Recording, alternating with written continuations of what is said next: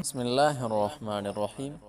15 محرم کا چاند نظر آنے سے پہلے جو بندہ یہ صورت 7 بار پڑھتا ہے، اللہ تعالی نصیب اور تقدیر بدل فرما دیتا ہے۔ محترم ناظرین، بہن بھائیو، قرآن مجید میں اللہ تعالیٰ کا ارشاد ہے، حرمت والے مہینے کے بدلے حرمت والا مہینہ ہے، اور دیگر حرمت والی چیزیں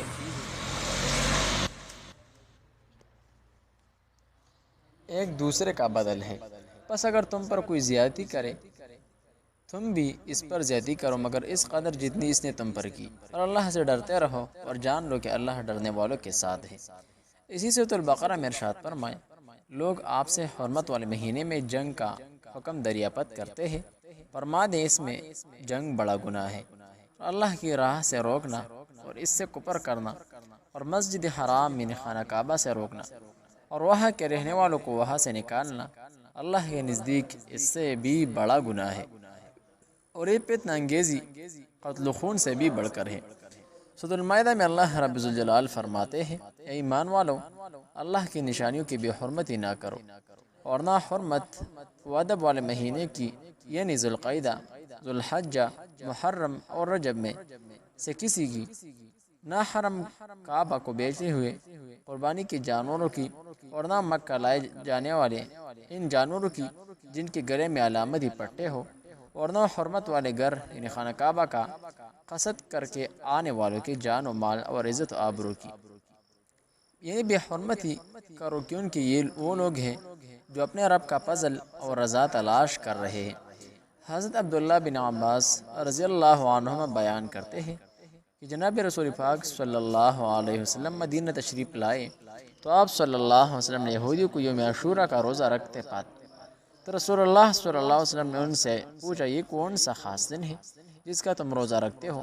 انہوں نے کہا، یہ بہت عظیم دن ہے کہ اللہ تعالیٰ نے اس میں موسیٰ النبیین علیہم السلام اور ان کے قوم کو نجات عطا کی، جبکہ فرعون اور اس کی قوم کو غرق کیا۔ حضرت موسیٰ علیہ السلام نے شکرانے کے طور پر اس دن کا روزہ رکھا، لہٰذا ہم بھی روزہ رکھتے ہیں۔ اس پر رسول اللہ صلی اللہ علیہ وسلم نے فرمایا، تمہاری نسبت ہم موسیٰ علیہ السلام کے زیادہ حقدار اور قریبی ہیں۔ بس اس دن رسول اللہ صلی اللہ علیہ وسلم نے خود بھی روزہ رکھا، اور صحابہ کرام رضوان اللہ علیہم اجمعین کو بھی اس دن کا روزہ رکھنے کا حکم فرمایا۔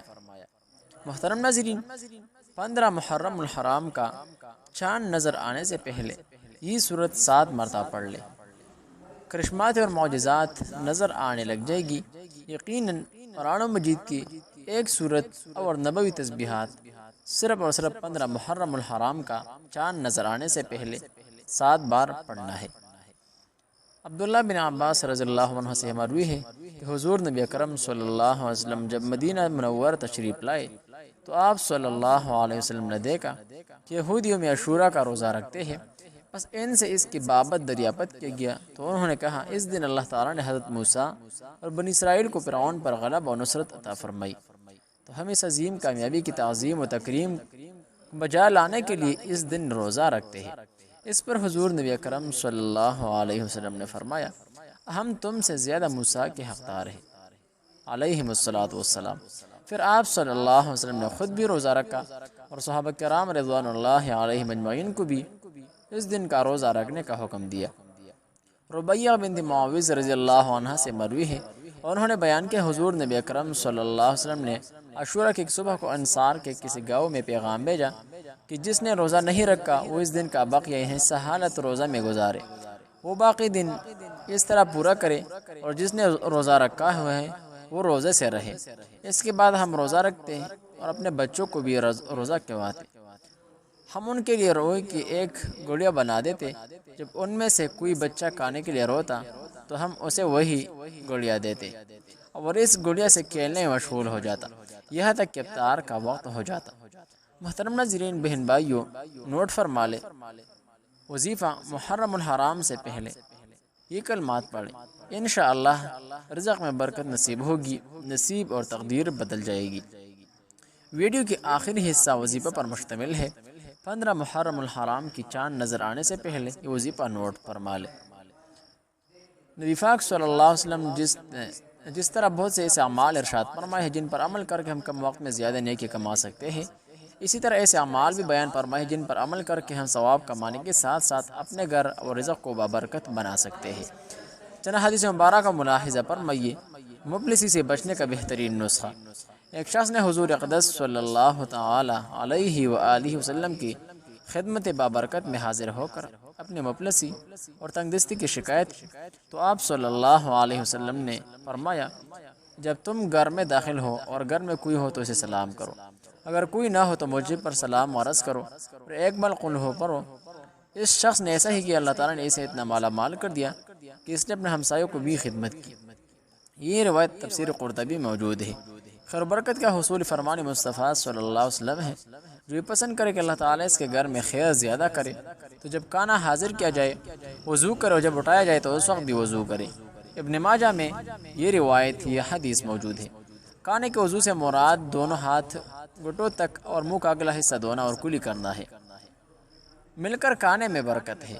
سرکار مدینہ صلی اللہ تعالی علیہ وسلم کا فرمان ہے، اکٹھے کھاؤ، الگ الگ نہ کھاؤ، کہ برکت جماعت کے ساتھ ہے۔ حکیم الامت فرماتے ہیں، ساتھ کھانے میں تھوڑا کھانا بہت کو کافی ہو جاتا ہے۔ آپس میں محبت بڑھتی ہے۔ نماز، جہاد، حج، کھانا غرض کی عبادات و عادات میں مسلمان کی جماعت بڑی اعلیٰ نعمت ہے۔ رزق میں وسعت کا نسخہ۔ سرکار مدینہ صلی اللہ تعالی علیہ وآلہ وسلم کا فرمان مشکبار ہے، جو شخص دسترخوان سے کھانے کے گرے ہوئے ٹکڑوں کو اٹھا کر کائے و پراخی کی زندگی گزارتا ہے اور اس کے اولاد میں عافیت رہتی ہے۔ اور رزق اور عمر میں برکت کیسے ملے؟ رزق میں برکت کا ایک سبب رشتہ داروں سے حسن سلوک کرنا بھی ہے۔ نبی اکرم صلی اللہ علیہ وسلم نے فرمایا، اسے عمر میں اضافہ اور رزق میں زیادتی ہونا پسند ہو تو اسے چاہے کہ وہ اللہ تعالیٰ سے ڈرے اور صلہ رحمی کرے۔ سال بھر رزق حلال ملے گا، فرمان مصطفیٰ صلی اللہ علیہ وسلم ہے۔ بھوکا اور حاجت مند اگر اپنی حاجت لوگوں سے چھپائے، رب تعالیٰ رزق حلال سال بھر تک اسے عنایت کرے گا۔ محترم ناظرین، آخری حصہ عمل کا طریقہ۔ سب سے پہلے قرآن سورت نوٹ پر مانگ لے۔ ہر نماز مغرب کے بعد سورۃ الواقعہ باوضو 7 مرتبہ پڑھ لے۔ بعد السور اپنے گھر میں جو بھی کھانا یا جو بھی چیز تقسیم کرنی ہے، لنگر تو اس میں اسے کچھ بھی پلٹ کر رکھنا ہے۔ ساتھ دودھ کا گلاس یا پانی شربت جو بھی بنا سکتے ہیں اپنے پاس رکھ لینا۔ 15 محرم الحرام کے دن بعد نماز عصر پڑھ کر جائے نماز سے بیٹھ کر توجہ اور تعظیم کے ساتھ 7 مرتبہ یہ درود پاک پڑھنا ہے، اللہم صلی علی محمد وعلی آل محمد۔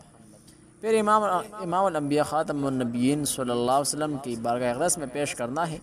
پھر تمام شہداء کربلا کو بالخصوص سیدنا امام حسین کو ہدیہ کرے۔ امام حسن سلام اللہ علیہ کو پھر سچے دل سے کامل یقین سے پوری توجہ سے کائنات کے خالق و مالک رب العالمین سے دعا مانگے، غرض کرے، اے میرا اللہ، شہداء کربلا کے صدقے، امام حسین کے صدقے میری فلاح حاجت پوری فرمایا، مشکل دور فرما۔ جو بھی آپ کا مقصد ہے اس کے لیے دعا مانگنے کے بعد یہ منت بھی جان لے کہ جس مقصد کے لیے۔ اسی طرح کے اسلامک وظائف کے لیے چینل ضرور سبسکرائب کیجیے، ویڈیو لائک اور آگے شیئر کریں۔ السلام علیکم ورحمۃ اللہ وبرکاتہ۔